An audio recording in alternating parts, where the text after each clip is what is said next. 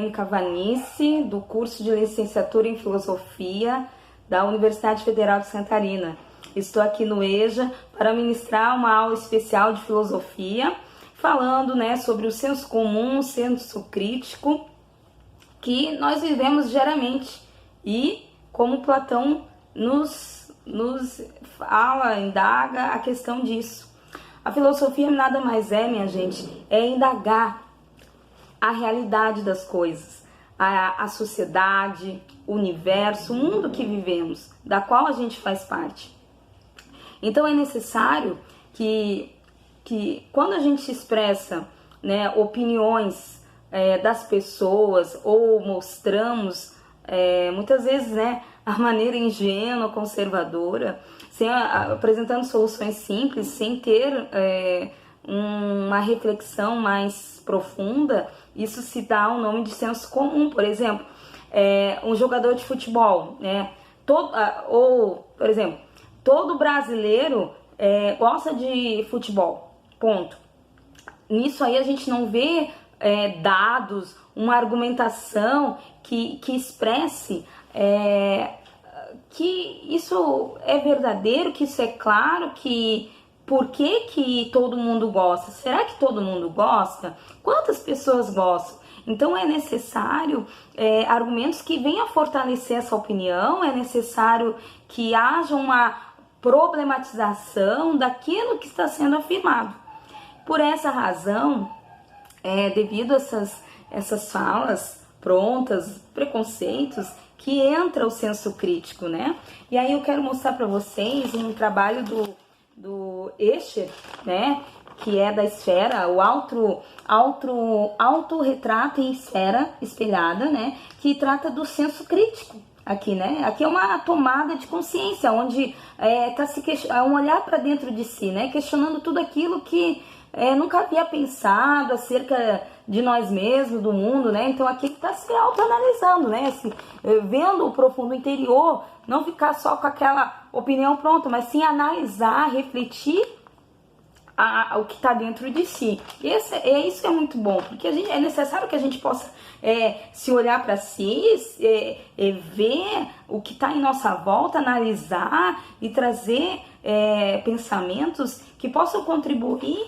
com o senso crítico, da gente criticar também e não ficar só naquele ponto, Enfim, Platão, ele foi um filósofo muito crítico, principalmente com a democracia ateniense, Ele era um cara, assim, muito de dialogar, ele foi discípulo de Sócrates. E uma das suas obras, A República, ele fala sobre a caverna, onde havia homens que ficavam presos lá dentro, onde as imagens eram refletidas na parede, a sombra era refletida, onde eram iluminados pelo sol, e lá as vozes ecoavam.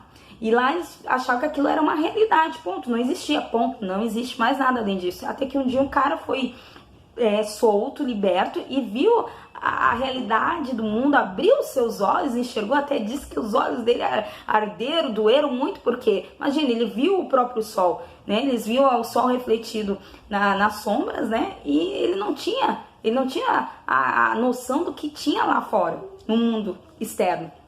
Daí, ele voltou para a caverna e quis convencer a todos que tinha uma realidade melhor do que aquilo que eles estavam vivendo. E eles acharam que ele estava louco e resolveram matar. O que Platão fala sobre isso? Isso aí é um ponto assim muito complexo da história da filosofia. E ele diz assim, Platão fala que muitas vezes nós somos enganados pelo nosso sentido e tomamos decisões sem refletir sobre o que está, o que está vendo na nossa frente, o que a gente está vendo, às vezes, e é verdade, a gente muitas vezes toma decisões sem pensar, sem refletir. E Platão, ele reforça muito isso. Aí eu quero mostrar uma imagem aqui de uma obra de arte de um casal inglês, um casal artista inglês, que eles pegaram coisas do lixo que ninguém dá nada, que olham assim, nossa, isso aí não presta, e eles pegaram coisa do lixo e fizeram um trabalho assim maravilhoso, As sombras, eles colocaram coisa do lixo, e nas sombras, gente, um meio de uma série de materiais que supostamente não serviu para mais nada, eles construíram outras realidades que enganam nossos sentidos de maneira convincente. Olha que forte, ficou legal. Na sombra a gente parece uma figura de um homem. E olhando a nossa realidade é retalhos, né, de coisas, né? E na cultura, né, grega, eles falam que havia na sociedade uma realidade sociais muito forte, né? Umas diferenças sociais muito fortes.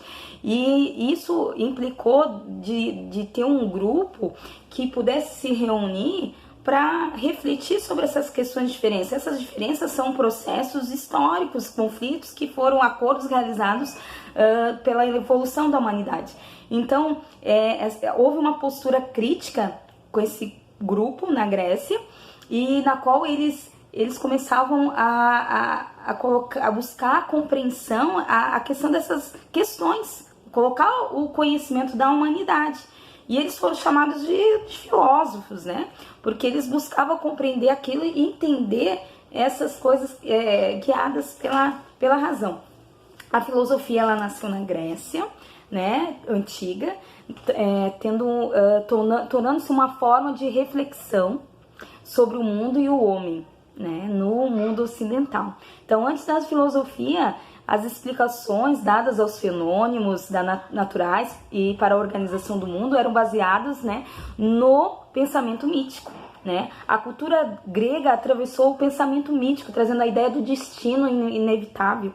Né? E os homens estavam presos às forças externas que dominavam. Né? Na concepção mítica grega, e as ações humanas são fortemente influenciadas pelas moiras. Né? As moiras são essas senhorinhas aqui, ó, que teciam um linho, né?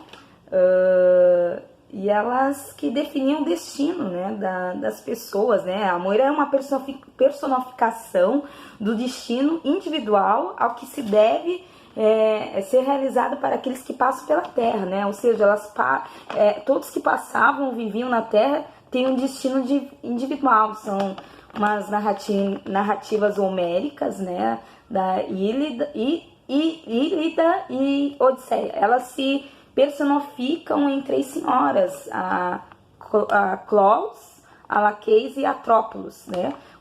A primeira é uma findeira que vai buscando o fio da vida, e a segunda é que enrola o fio e sorteia quem vai morrer, e a terceira é quem a corta. Então, o destino é implacável, e no caso não pode ser mudado, né? E o pensamento grego concebia o destino que os seres humanos como algo que estava intimamente determinado pelas forças do universo, né? Então imagina, né, uma sociedade em que o destino dos homens não está nas mãos da liberdade, está condicionado a um destino, não podendo fugir, né? Então toda a estrutura da democracia ateniense, ou modo grego de viver, sustentava numa sociedade escravista, né? Foi importante na economia, né? Foi importante na economia, e que contribuiu bastante para a existência, né, do cidadão, para se dedicar, né, às tarefas do pensamento, né?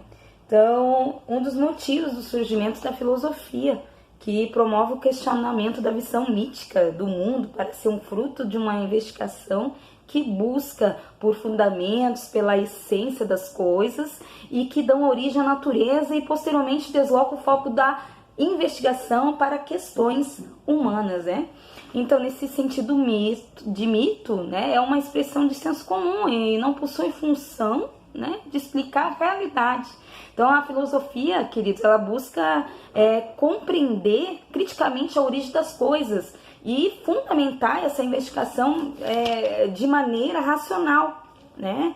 Então, assim, é interessante que vocês possam, né, quando chegar em casa, eu gostaria que vocês fizessem uma resenha assim, ó, como é que fala assim de coisas que vocês entendam por meio do senso comum, né? Coisas assim que possam, né, contribuir, tá bom? Um abraço para vocês. A próxima semana a gente conversa mais.